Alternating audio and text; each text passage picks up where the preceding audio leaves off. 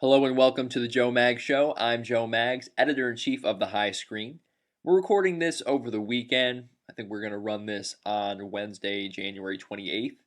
But I'm talking with staff writer Taylor Pangman about the movie American Sniper and the accolades that this film has already put up, smashing the box office in its 4-day opening weekend, and earning nominations at the Oscars, namely a Best Picture nomination and Bradley Cooper for Best Actor. But we also want to talk about the controversy of this movie. A lot of critique about the lack of political context on the War on Terror, and the general feeling that this movie is more of a tribute to Chris Kyle, the American soldier, and less of a film about war and about particularly the combat overseas during the 2000s.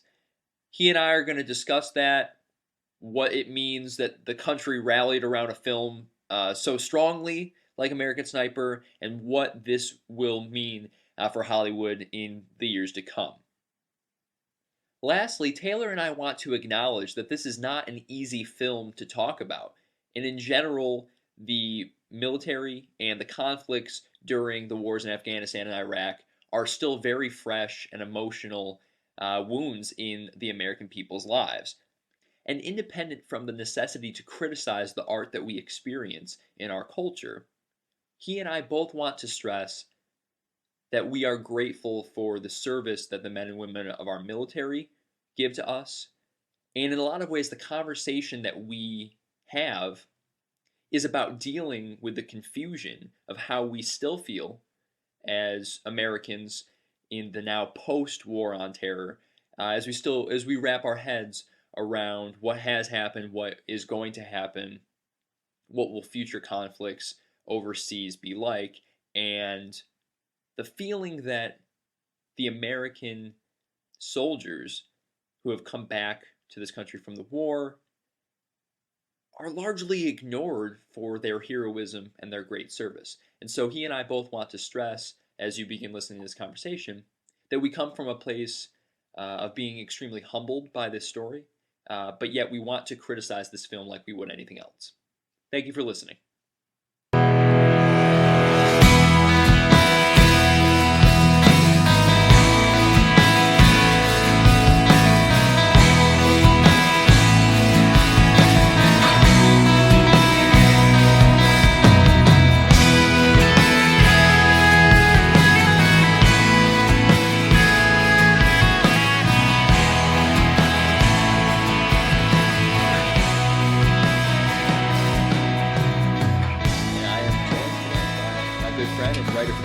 Taylor Pangman. Taylor, what's going on, buddy? Hey, man. How you doing? I am doing well. I was just telling Taylor before we started, I'm a little jazzed up. The basketball fan in me is jazzed up. I was watching the Golden State Warriors game off the DVR, and Klay Thompson scored 37 points in a single quarter. He apparently is not human. And watching a crowd of thousands of people in wearing all the same colors, like jump for joy as he refused to miss jump shots. It was as inspiring a thing as I've seen on any screen anywhere. It was really fun to watch. So that's how I'm feeling. How are you feeling? About that, I saw Stephen Curry for the first time in a Golden State game sort of fade to the background, which was neat. And did you notice Klay could have had 38 points? He had that three, and then they took him to the line, so he settled for 37. How humble of him. No, it's a great team, but I'm gonna leave the NBA fan in me to the side today, because what Taylor and I want to talk about is the film American Sniper, which has both been the subject of some controversy. I think more importantly has just been the subject of a lot of conversation. We're at a time right now where it's never been easier to personalize a viewing experience, to wait to watch a movie on your cell phone instead of going to the theater. Everyone throws around the expression that nobody's going to the theaters, that the movie theater experience is dead, and yet earlier this month, $105 million worth of tickets were sold in 4 days, as millions of people in this country went to go see the same movie. And I had the unique experience of seeing it where I'm living in Watertown, New York, right near Fort Drum, where the food court was flooded with lines of people all hours of every day, Friday, Saturday, Sunday, and Monday of Martin Luther King Jr. weekend, as everybody was going to see this movie where I live, and I imagine that it was like that in other places too. Now, Taylor, you represent the small minority of people who refrained from watching it immediately. Nevertheless, it's something that I think you and I are both really eager to talk about. Yeah, I have not seen it. It was sort of a personal choice for me. I don't know if I'm ready to see the movie yet.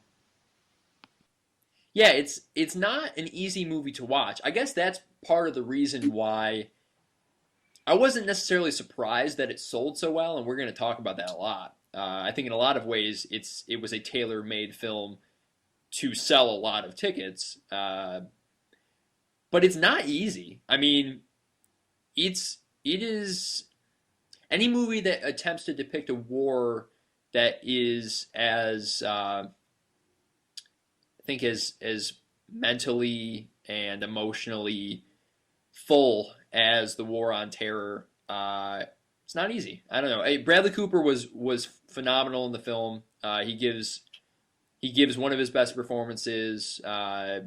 Beefs up like crazy. Does a lot of great work with his eyes, but there's a torment to that character, as is I imagine most men and women that fight and enter combat. So yeah, I mean, especially the way the movie ends, and look, if you're listening to the podcast, you probably know how the story ends. If you don't want to find out, then don't listen to the podcast. But any movie that deals with the death of someone, especially someone who fought for their country, I'll just say there weren't many dry eyes in my theater. So yeah, it's not an easy movie going experience.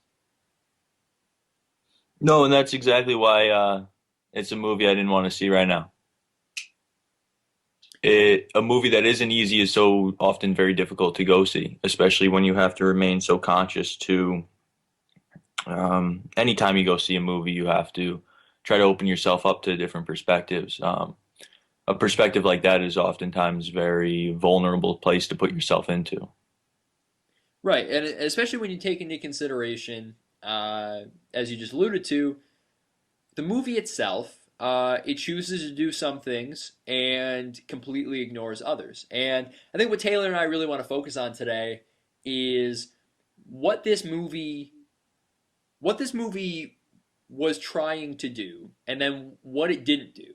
And how the controversy around the film kind of juxtaposed with the unprecedented success of the film. What does that mean? Both in 2015, but also in the years to come, as we're going to see more movies that attempt to depict the wars in Afghanistan and Iraq. We're going to see more movies that attempt to depict what it was like to be a soldier in those conflicts and just a soldier in today's modern warfare. And what we think the legacy of this movie is going to be, and kind of just address the questions around it. I know one major thing I wanted to talk about, and maybe it's a good place to start, is why did this movie do so well? Right, $105 million in 4 days. It's the second biggest opening for an R-rated film in the history of American cinema, next to The Matrix, which is I guess is kind of an ironic thing. Taylor, why do you think this movie did so well? Well, I think the fact that it did do so well indicates that, unlike myself, people are ready to experience a movie like this. I guess there have been quite a few questions over the course of probably about the past 15 years concerning what's really going on in the Middle East. Each day we kind of get new stories. The first, I mean, for me, I was a fourth grader, so much of the world, nonetheless, the Middle East was sort of blind to me.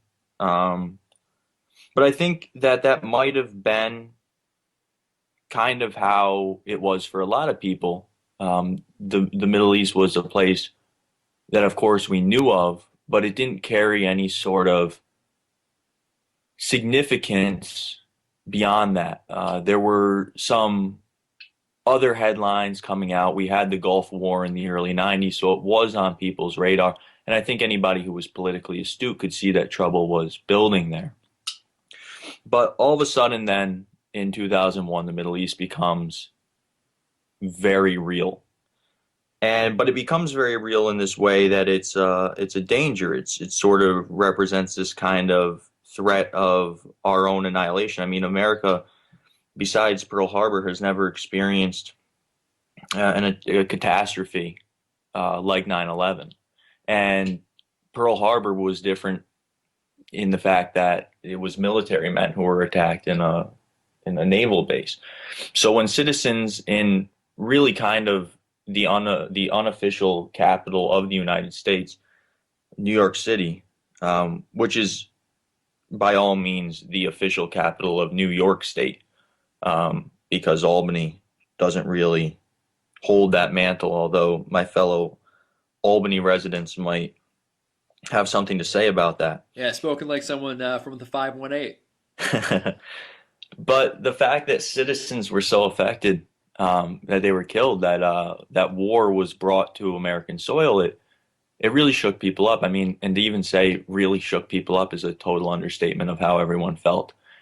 And there was just a overwhelming presence of confusion, different rumors that were being spread about it from ear to ear before the broadcast got heard. And then we sort of started to get the story, and we started to learn about groups like Al Qaeda, and Osama bin Laden became someone who, was like the new Hitler. And I use that comparison very sparingly. Um, but then, we start to put this together. We start to develop this area as real. Eminem puts Osama bin Laden in a music video.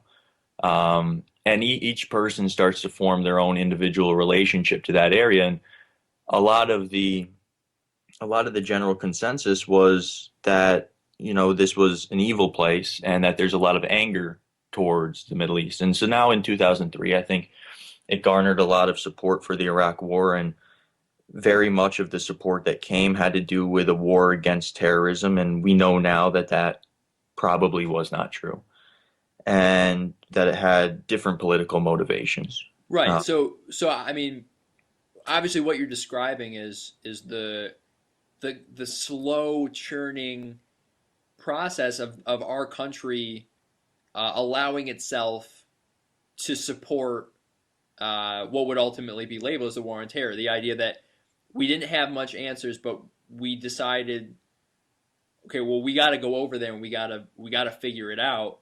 There are bad guys over there. The good versus evil dynamic gets set up. But I guess I mean, I have my own thoughts on it, but why now? Why now that the conflict is quote unquote over? Why does a movie like American Sniper uh, kind of stop the whole country for a weekend and everyone jumps to go see it?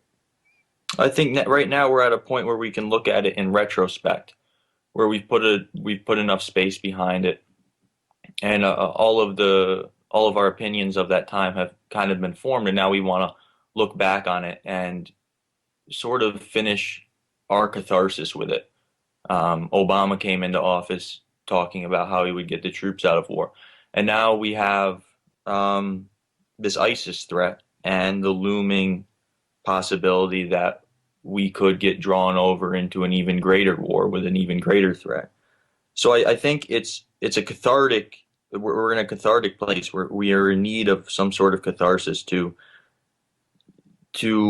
put the Iraq War behind us, and in a very real way look towards the future. And is there perhaps more work to be done? Um,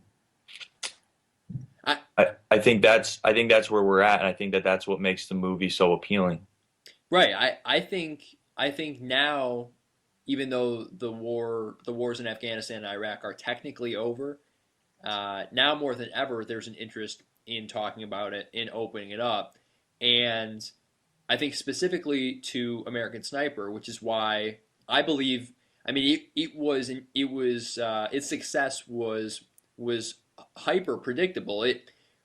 It's a movie about a soldier, and I don't know how often we get that. And I think, at least in my opinion, this is the first major motion picture of this era of warfare to not just tell the story of a single soldier, uh, but to market itself that way. And I think the marketing for this film was absent of politics, or absent from how the movie was.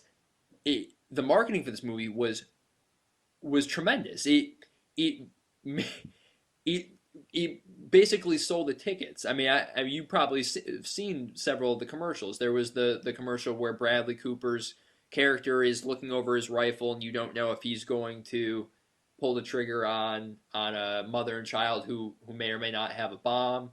There's another trailer where it's his wife on the phone with him, sobbing as she can hear the warfare going on the other end of the phone, but she doesn't know if her husband is all right or if he's alive. The trailers themselves pulled the people into the theater, and I think almost I think the curiosity about looking at the war in retrospect was very present in the sales of this movie. I think also, and not to make light of war at all, I think it also was an adult film. And I think adults in this country who have been bombarded with superhero movie, vampire movie, fantasy, like I think adults now more than ever are jonesing for a reason to go out, husband and wife, brothers, sister. They want to go out to the movies again, and go see movies that are for them. I think in the same way that we saw a movie like Lone Survivor that did pretty well, although was dwarfed by American Sniper. But a movie like Lone Survivor, another military movie, but an adult movie. You saw Gone Girl earlier this year. You and I talked about Gone Girl on the podcast a couple months back. That movie killed it in the box office. Why? Because it was an adult movie for adults about adults. Uh, and there are great examples of the fact that I think adults are jonesing for a reason to go back to the movies. With that said, it doesn't change how difficult a movie experience this is. And as one of the first movies to uh, depict the life and death of a soldier during the wars in Afghanistan and Iraq, uh, its popularity, then I think there is something to analyze there. Like, what are people feeling about this movie now that everyone has gone to see it? No, that's a very interesting, that's looking at it again in retrospect is what are the reactions to the movie now? I think that it's getting good popular reviews. I think anybody who has gone and seen it has really enjoyed it. There's a demographic of people who I think are kind of like the Call of Duty people Mm. who go and see it because for whatever reason they fantasize about themselves being in a war. Mm. And there was I think I tried to allude to this in my previous comments. There was a lack of the individual voice. It was just something, the Iraq War has been something that has just gone on around us, with us being told about it. And that's not much different than the previous wars we've seen throughout earlier parts of the 20th century. But most noticeably, the Iraq War, I think the populations, or not the Iraq War, the Vietnam War, I think that the populations of people, mostly students, really felt as if they were having a say, as if the students, in a way, put pressure on the executive to pull out of the Vietnam War. In the Iraq War, the people have been very much silenced. So I think telling this individual story of a person who's actually immersed in the war, I think it gives this individual voice. It's the person actually being there. And I think the Call of Duty people, who I think are so good at putting themselves into a reality that is not their own, I think really get off on that.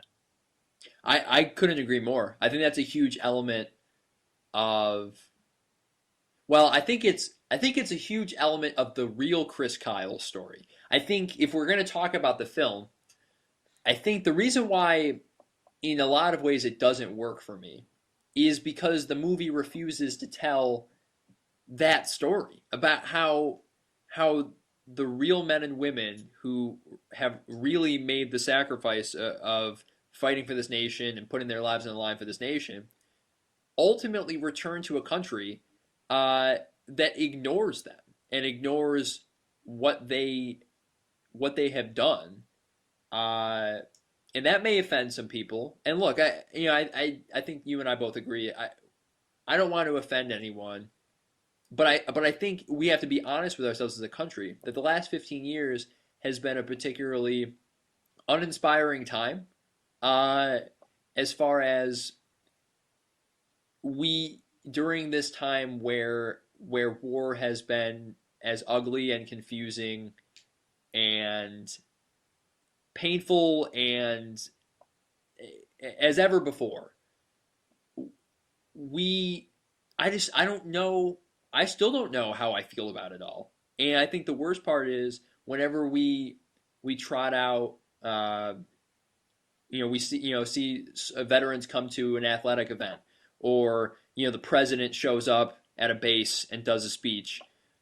Everyone gets all oorah oorah, but then they go right back to their cell phones or their Call of Duty video game or their lives.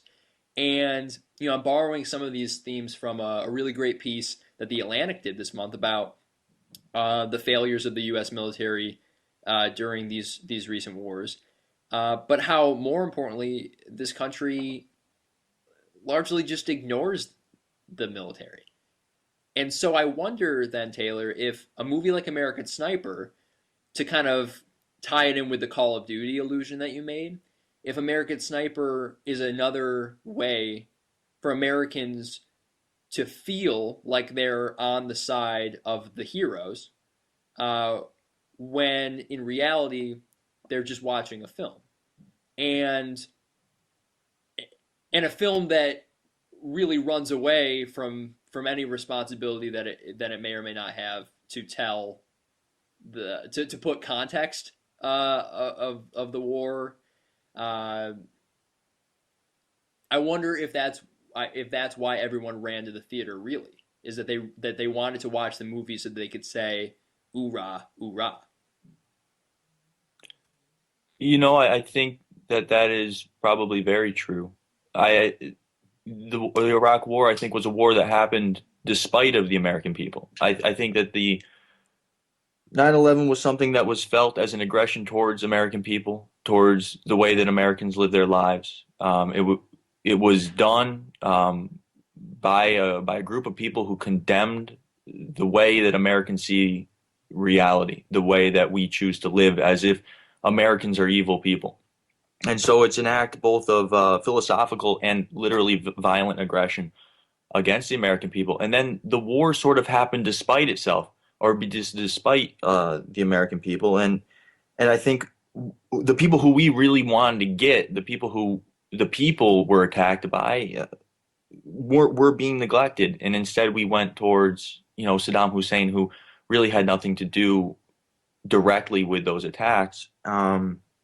And so I think that there's been a lot of frustration. It's been this dissonance, this disconnect between the government and its people. The government going after one group of people, but neglecting kind of the to go after the enemy of the people. And Mm-hmm. I think that Al Qaeda was the group of people who Americans could point to and say that those people are evil because what they did to us was evil. And I mean, because killing is always evil. Um, so yes, but at some time, the actions of the government became convoluted with the desires of the people. The people's desire was largely against Iraq as time moved on. I think the impetus, the main push, had a lot of approval, but as we came to see some of the hypocrisies with it, we said no, we shouldn't actually be there. But by that time, it was already too late, as so many historical and military critics can tell us about destabilizing a region and then simply getting out. So we had to stay. And it wasn't until Obama came that we actually got Al Qaeda or that we actually got Osama bin Laden. So, yes, I think that Americans have had to deal with this image of themselves as a result of military action um, that they've been maybe a little bit evil, that the people who are responsible for defending domestic soil have been a little bit evil, and I'm only saying a little bit to fend off the sensitivities of others who may misinterpret what I'm saying.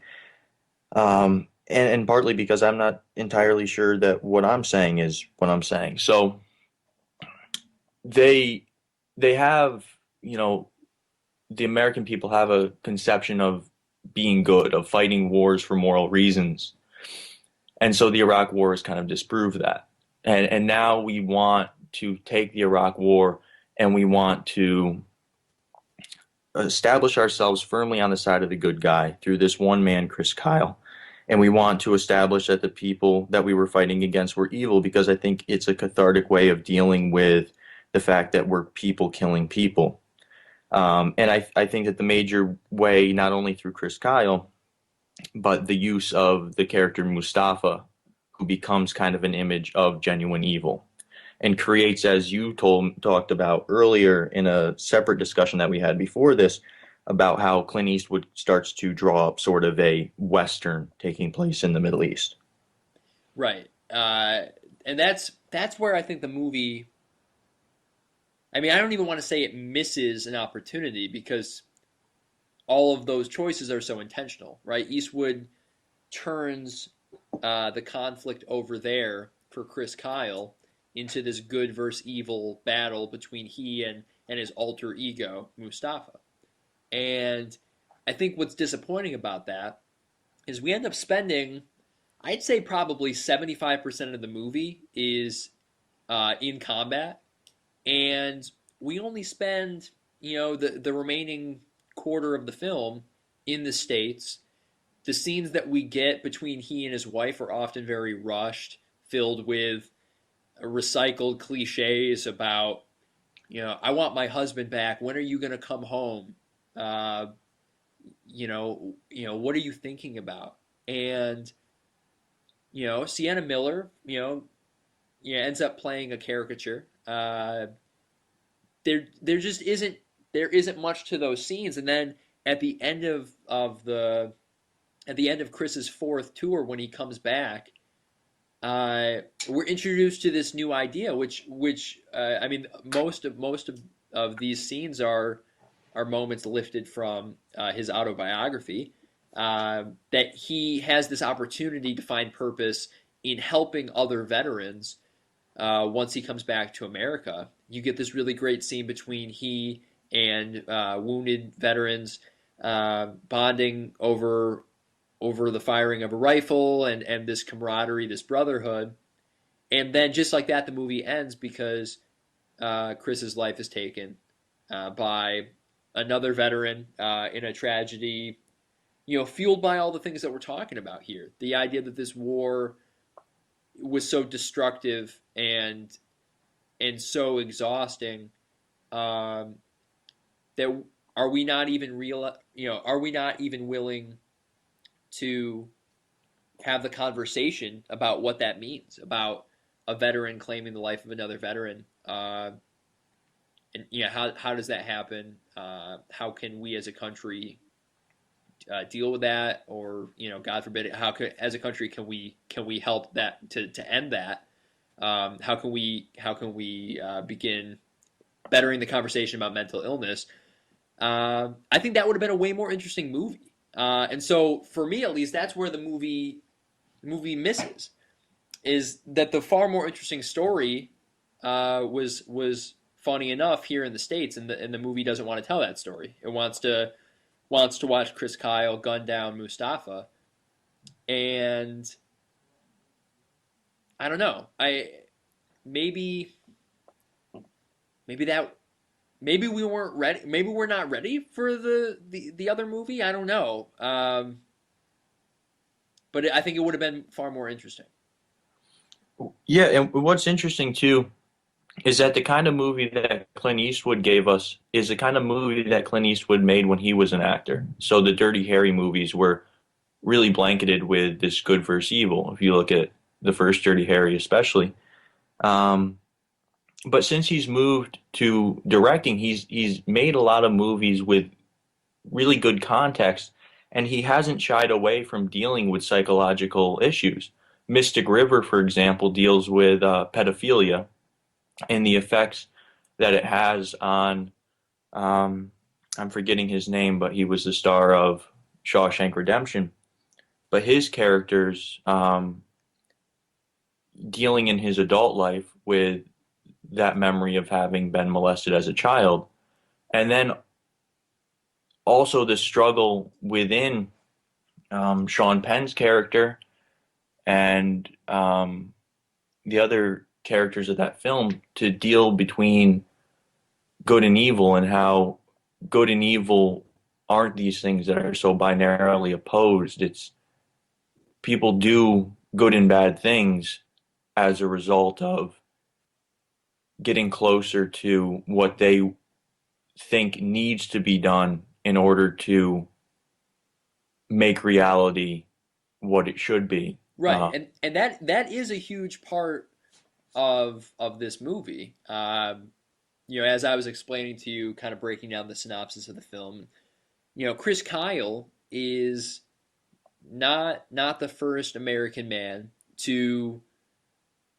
feel the need to defend the nation and have that desire to go and fight for his country, and that's what makes Chris Kyle a hero.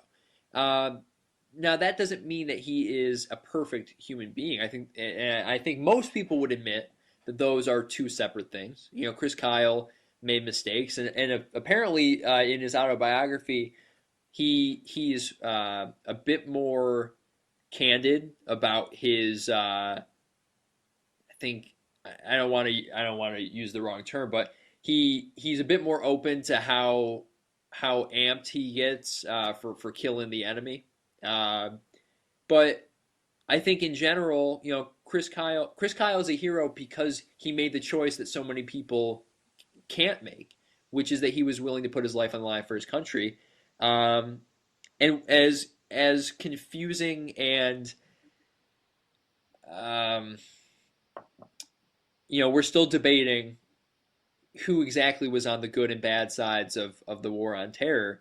Um, but I think just the choice alone to to fight for his nation, uh, it shows that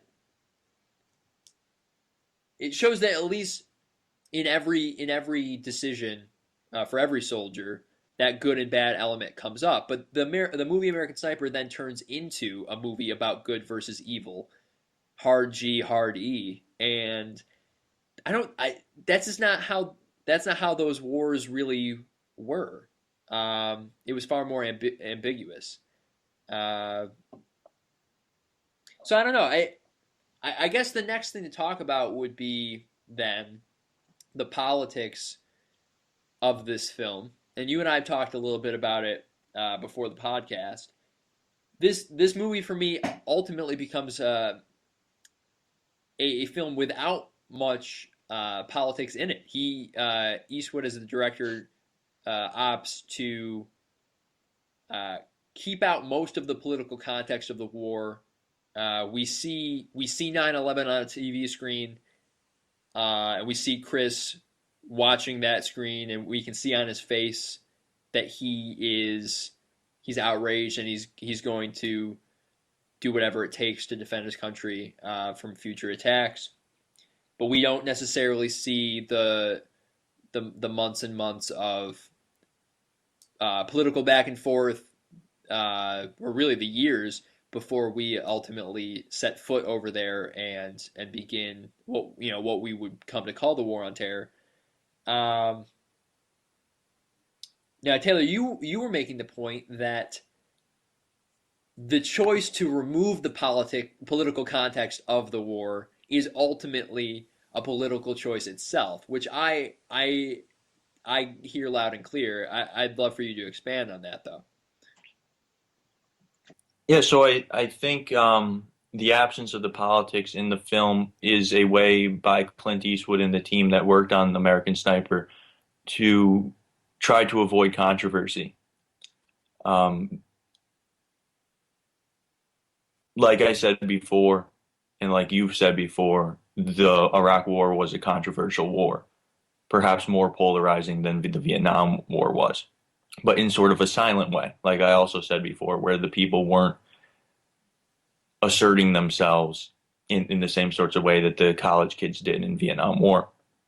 Um, in doing that and trying to avoid controversy, you create a controversy because what's being neglected is something that needs to be talked about. And so by trying to make a film at all about the Iraq War without being controversial, it in and of itself is a controversy. So Clint is stuck in a bind, and maybe my hope with the film would have been that he would have seen that he would have seen the how futile it is to try to make this film not controversial and have just gone all in on it.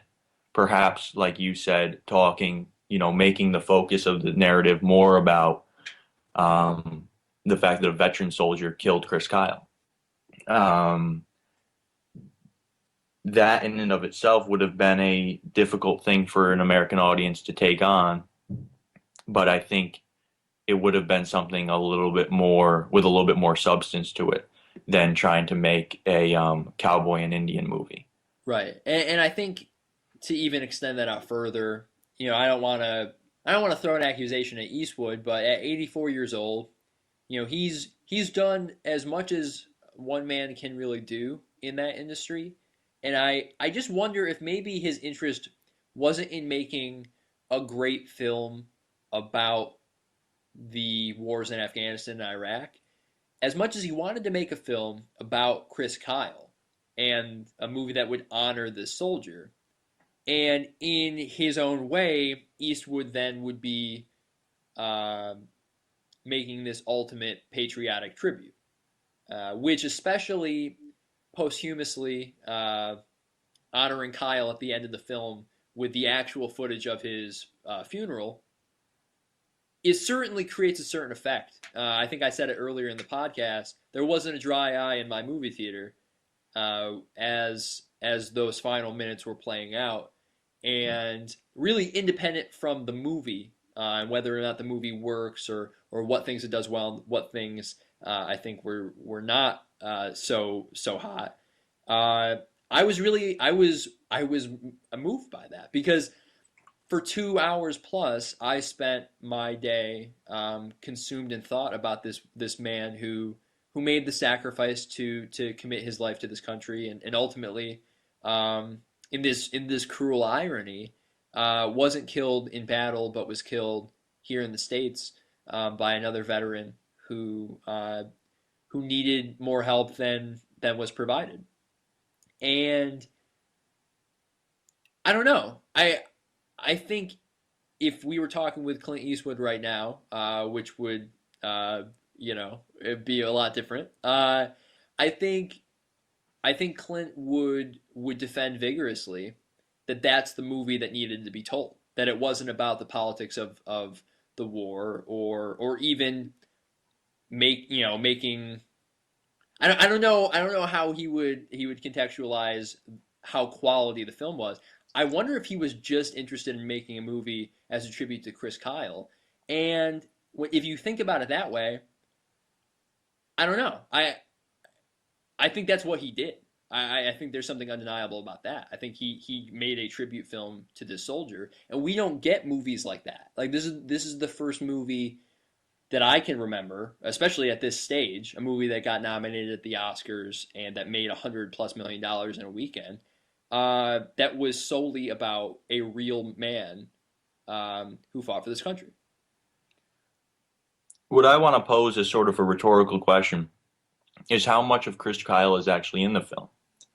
Within the previews, we see Bradley Cooper donning a sniper rifle and fighting for Americans. So we create sort of or in Eastwood in the film creates sort of a star-spangled hero. And so how real are we actually getting towards telling a human struggle within war as we are just perpetuating the same narratives that we've always had about America's greatness? Now, see, that's an interesting point. I don't know. I mean, I at some point I would love to read Kyle's biography.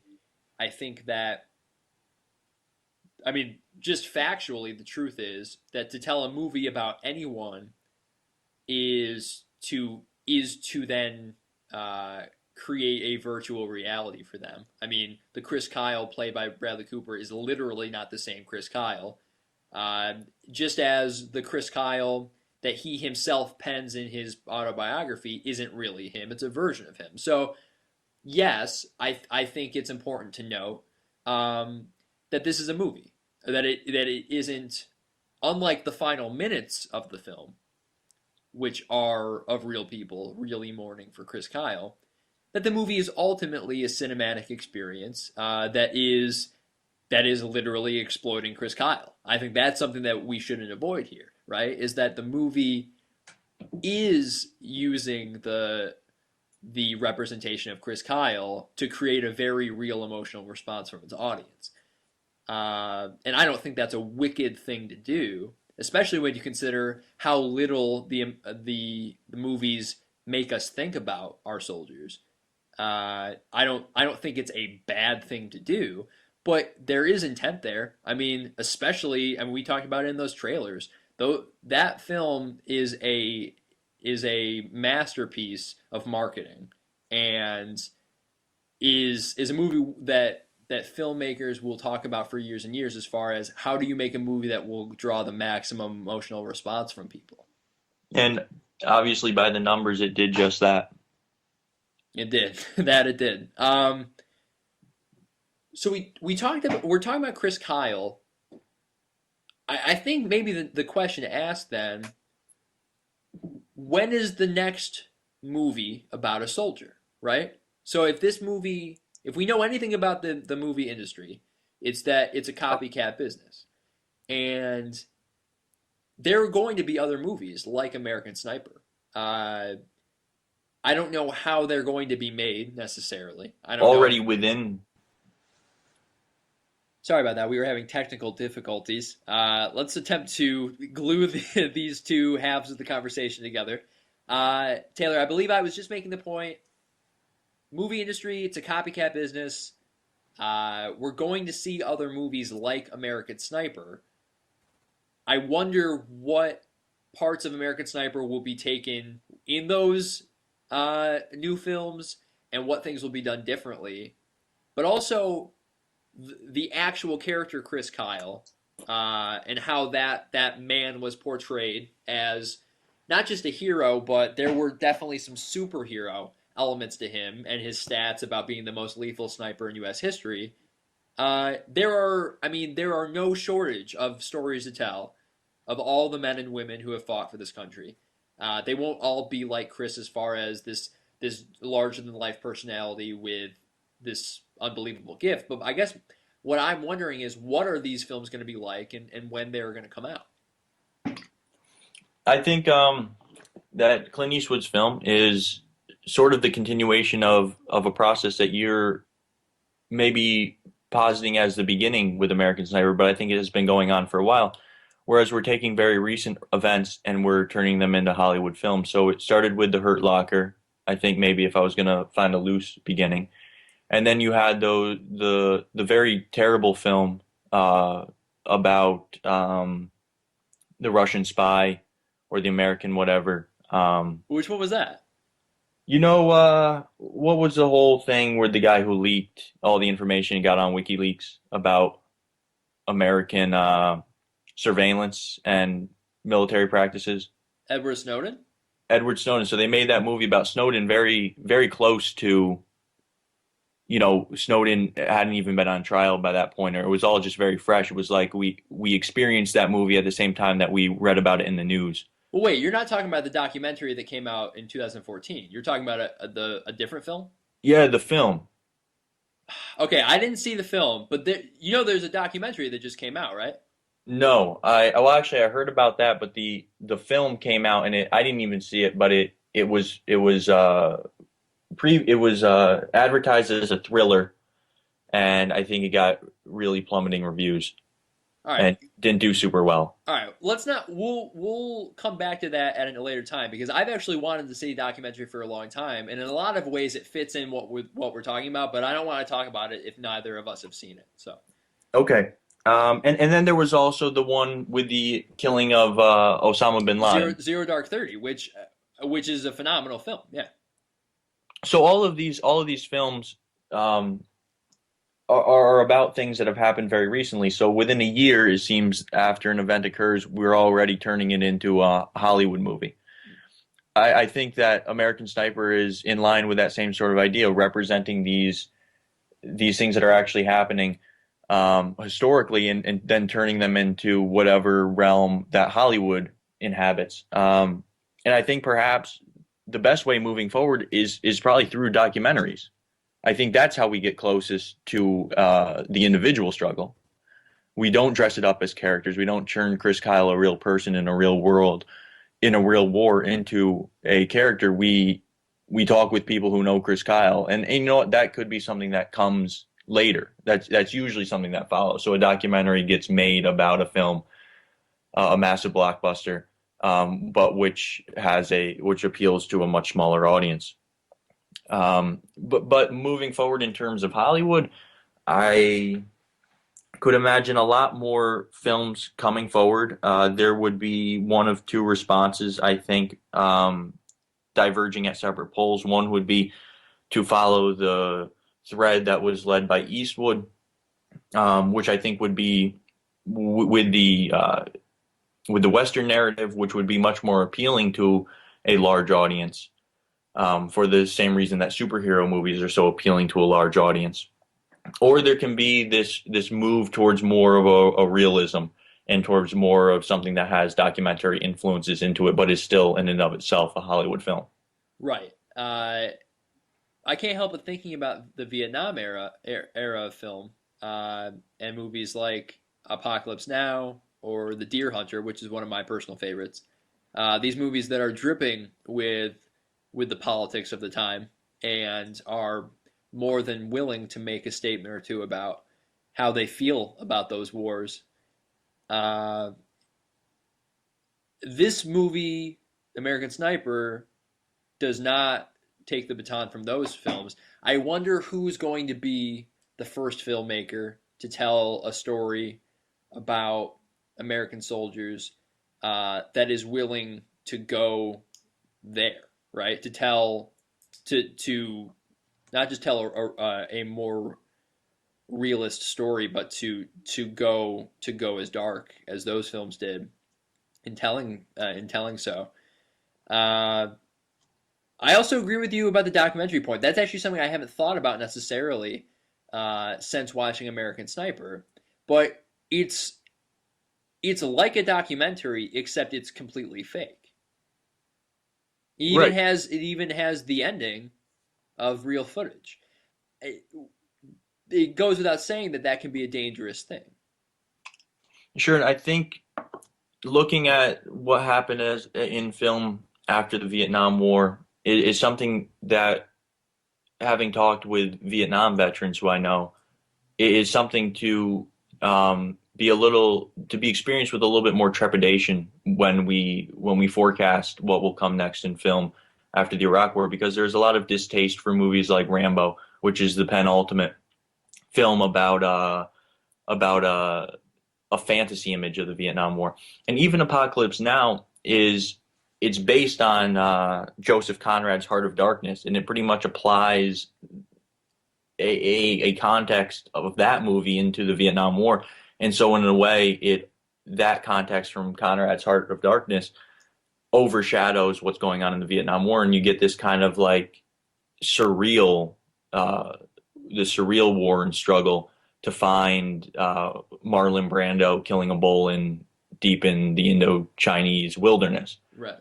Um, and so, Martin Sheen does a really good job of uh, illustrating, the traumatic stress disorders that go into a soldier, but it does so in this like Orwellian almost apocalypse kind of way where it's like a dream. You have Harrison Ford in the room with the commander, and they're very much standing as this like Kafka authority telling him what to do, and then you go farther out and you wind up with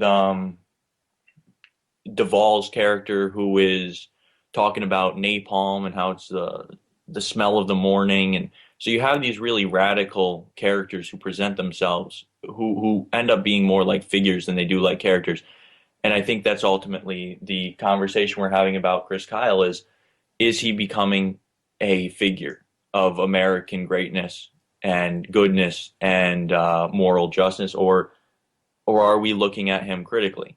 And since I haven't seen the film, I can't say for sure, but off the cuff kind of responses that I've heard about the film from people who praise it kind of seem like that's the way it's going. It kind of justifies this American narrative that's been going on throughout, and any kind of narrative like that is very far from reality. It's very far removed. It's something that's created by a group of people, by a nation of people, in order to uh, justify. And so that in and of itself is something. It's a pitfall to be avoided if our interests. I mean, if our interests are in coming to understand individuals and coming to understand people within the world, and moving towards a world without war, which many people advocate as an impossibility.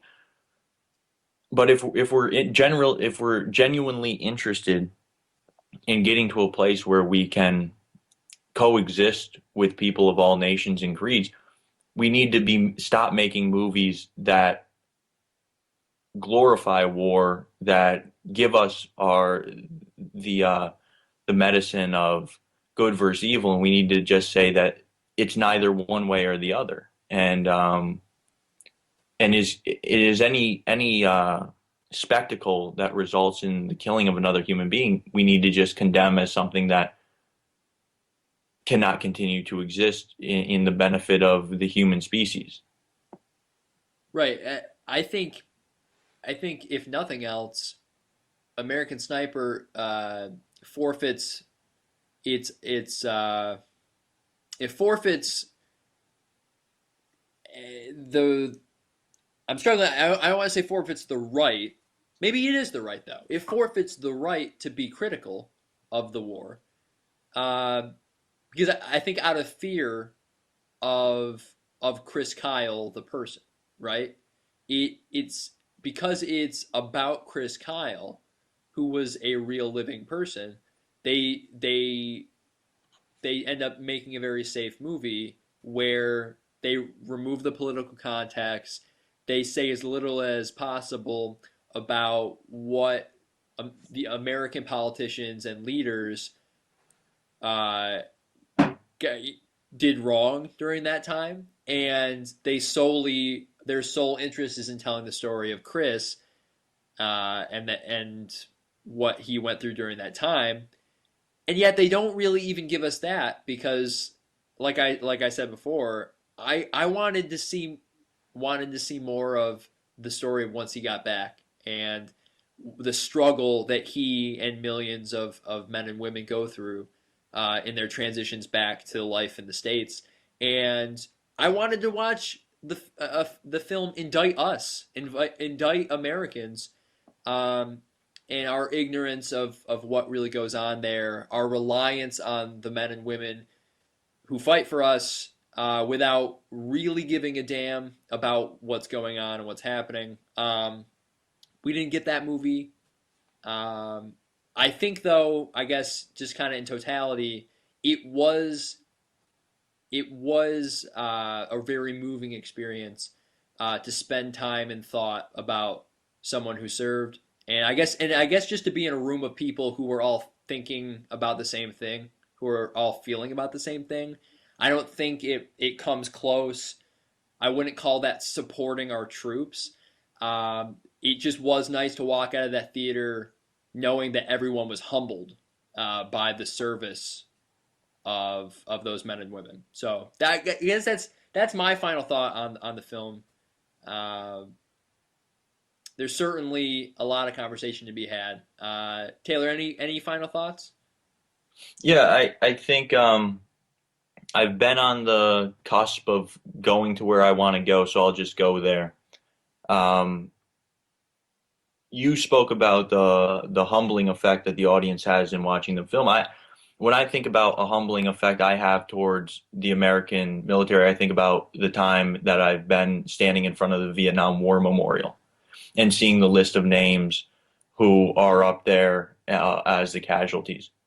And I think that's something that's even closer to reality than a film. I think that what we're paying tribute to, more so than to an American struggle, is we're paying tribute to Hollywood. We're paying tribute to the brilliance of Bradley Cooper. We're paying tribute to the illustrious career of Clint Eastwood. We're paying tribute to Hollywood in general. And so when we think that we're paying tribute to the military, what are we really paying tribute to?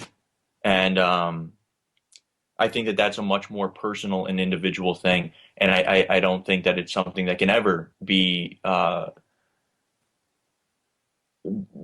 elicited from a film. It's something that has to be the real tribute is having conversations like these about it, and having conversations with the people around you about it, and really just having the courage to go where your morals will take you, and and saying what's on your mind. And I think that Hollywood, in a lot of times with war films, does war an injustice, and especially the people who end up having to fight the wars. So I think that the real tribute would happen in a much less spectacular kind of way. Perhaps a movie like this could spark some of that, and hopefully, if even a fraction of the millions of people who are going to watch this movie use this movie as like the push for them to actually start thinking about the war and thinking about our men and women who serve in a more productive way, as far as maybe just offering a resource if they have. I don't know. I don't want to sound like a high and mighty guy. Like I'm a 22-year-old poor college, former college student, and I know when I walked out of that theater, I was humbled the most in the sense that I know how little I do to um, assist those men and women on a day to day basis, and not intentionally, but maybe that's the point, right? We our country feels so removed.